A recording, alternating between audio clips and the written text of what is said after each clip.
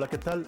Bienvenidos a este tercer programa acerca de los temas abordados en el tercer Congreso de Imagen y Pedagogía y segundo Iberoamericano de Comunicación y Educación, realizados en la hermosísima ciudad de Querétaro. Como ya se ha mencionado en ocasiones anteriores, el evento analizó la problemática en torno a los medios, la comunicación educativa y los retos que plantean a los docentes. Hoy empezamos la revisión de los temas abordados en el segundo día de trabajo. Juana María Sancho Gil, de España, es maestra en enseñanza primaria, doctora en psicología y profesora titular de Currículum y Nuevas Tecnologías del Departamento de Didáctica y Organización Escolar de la Universidad de Barcelona.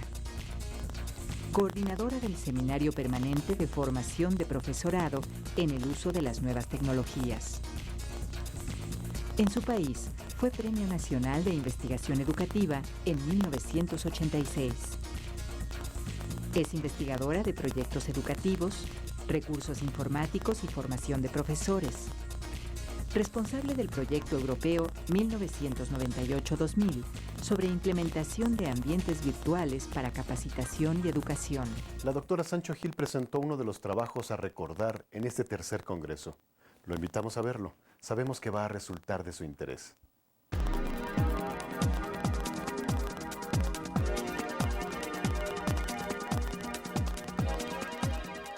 Quisiera comenzar diciendo desde dónde les hablo. Yo no les voy a hablar desde los libros, desde las teorías, desde algo que está fuera de mí. Yo no les voy a hablar del trabajo realizado por otros, pero sí que les voy a hablar de todo eso en el diálogo personal que yo he realizado y realizo a lo largo de toda mi vida, un diálogo que combina la reflexión con la acción, con la práctica, con la toma de decisiones, con la vuelta a reflexionar. Les hablo como una persona, como una mujer española que hace muchos años descubrió que la educación era lo más importante que le podía pasar a un ser humano. La socialización nos permite seguir la historia que nos ha marcado la familia, el contexto, la sociedad, la comunidad en la que hemos vivido. La educación nos da la oportunidad de repensarnos a nosotros mismos, de escribir nuestra propia historia, de desafiar a nuestro propio destino. Yo esto lo descubrí, no sé cómo, no lo sé, pero lo descubrí y entonces pensé que contribuir, disculpen, Querétaro se ha puesto frío de repente, contribuir a la formación de los otros, contribuir a que cada uno, cada hombre y cada mujer pueda escribir su propia historia, era una historia que para mí era apasionante y yo quería dedicar mi vida a eso. Les hablo desde este punto de vista. Y para esto, para que la conferencia, esta conferencia no constituya solo una sugerencia técnica de cómo debe ser la formación del profesorado, quiero compartir con ustedes una experiencia biográfica. Una experiencia biográfica que para mí es un ejemplo de la importancia que tiene el profesor, la profesora, el maestro, la maestra y, por tanto, lo importante que es que se forme, que esté actualizado, que pueda ir más allá de lo que está su comunidad para ayudar a su comunidad a también ir más allá. Esta soy yo hace muchos años, muchos años. Fue mi primera escuela. Yo empecé mi trabajo profesional en una escuela de párvulos, ahora se llama Educación Infantil, mis niños eran párvulos, y fue en el año 70, estuve con ellos del año 70 al 72. Cuando me dieron esta escuela yo me impresioné mucho porque pensé, Dios mío, tengo que trabajar 200 días en un año con estos niños, estas niñas, que sus padres y ellos mismos se ponen en mi mano 5 horas diarias. ¿Qué voy a hacer con ellos? ¿Realmente voy a responder a sus necesidades y expectativas? Yo acababa de salir de la escuela de magisterio.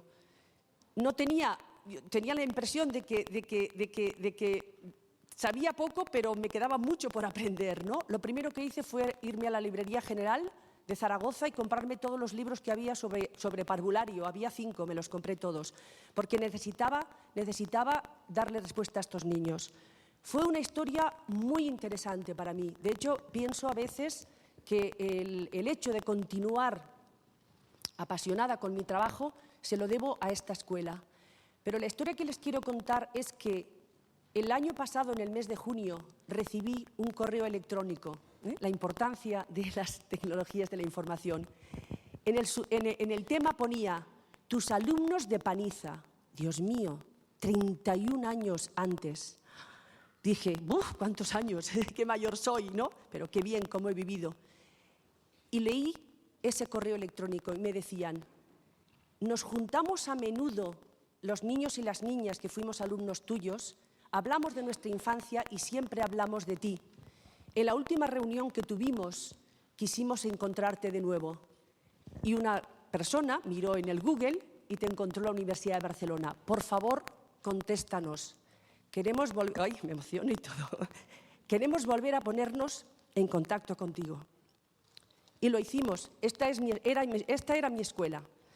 Yo tenía niños de 4 y 5 años, una señora de niños de 2 y 3, y cuando decíamos guiñol, cine, etcétera, etcétera, nos juntábamos. 30 años después me encontré con hombres y mujeres casados, con hijos, y nos reunimos todos en el mismo pueblo donde yo había sido su profesora, nos volvimos a reunir. La foto de 30 años, la foto actual. Me impresionaron mucho. Ellos también se impresionaron.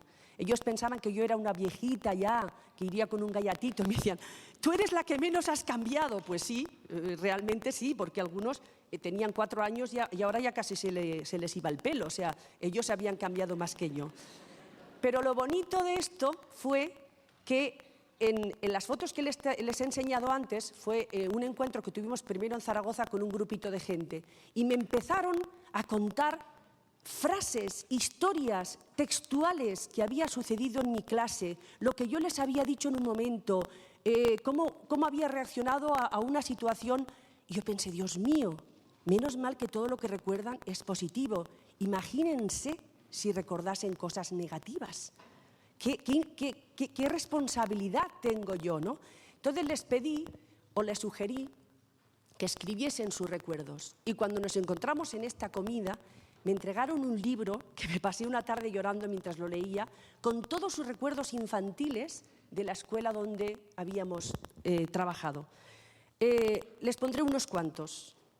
Puede que lo que ella, que era yo, que lo que ella aprendimos y descubrimos, lo hubiésemos aprendido igual en esencia, pero no en la forma.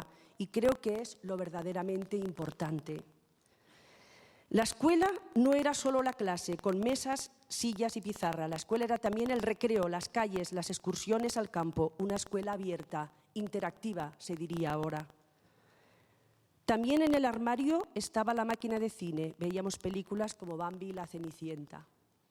Eran los recursos que yo tenía en aquel tiempo. Quería compartir este dato biográfico conmigo para que vean la importancia que le doy al papel del profesor y la profesora. Lo fundamental es que somos en un mundo cada vez más desigual, más complejo, más fragmentado, donde cada vez cuesta más encontrar sentido y donde la escuela o se convierte en un lugar donde la gente pueda encontrar sus propias vías o se convertirá en una fuente más de información sin interés. En parte está en nuestras manos.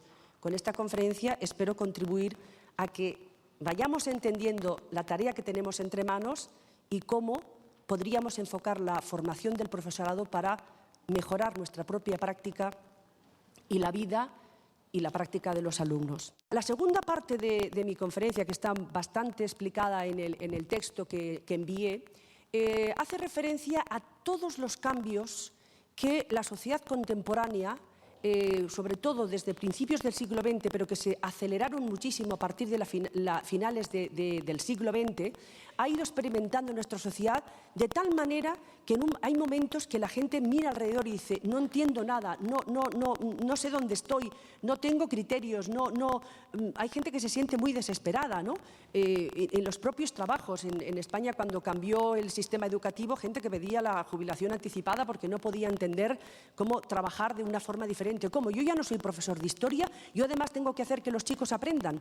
Pues mire, sí, o sea, usted además de saber mucha historia y explicarla bien, una cosa que es importante es que los chicos aprendan algo, y no solo datos históricos, eso está en un CD-ROM, que entiendan pues, las consecuencias de las acciones, que entiendan los procesos históricos. Hay gente que eso lo trastocó, gente que no entiende que los alumnos han cambiado, etcétera, etcétera.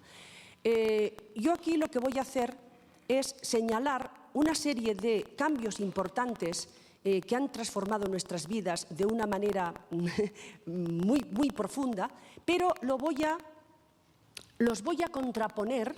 Esto es una metodología que aprendí de un filósofo, de un sociólogo del siglo XIX que se llama Pareto.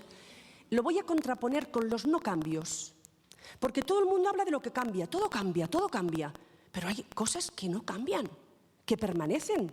Y estas cosas que permanecen a veces son las que producen más turbulencia, las que producen más conflicto, las que producen más inestabilidad, ¿no? Entonces voy a señalar, no va a ser exhaustivo, también se los ofrezco como una metodología de trabajo para que ustedes vayan viendo en su alrededor qué cambia y qué no cambia, y cómo los cambios y los no cambios afectan sus vidas a veces como si fueran dos olas que vienen en contradicción y los pillan a ustedes en medio, ¿no? Aquí ponía la historia de las imágenes, nos hablan mucho de los cambios y sus representaciones. Cogí una serie de imágenes de México no hace ni 30, 40, 50 años y el México actual. Fíjense cómo hemos cambiado. Todos somos México y además estos Méxicos incluso pueden convivir, ¿no? Entonces, la historia de los cambios en 4 imágenes, ¿no? Vamos a ver a qué cambios me refiero. Hoy tengo que ir muy rápida.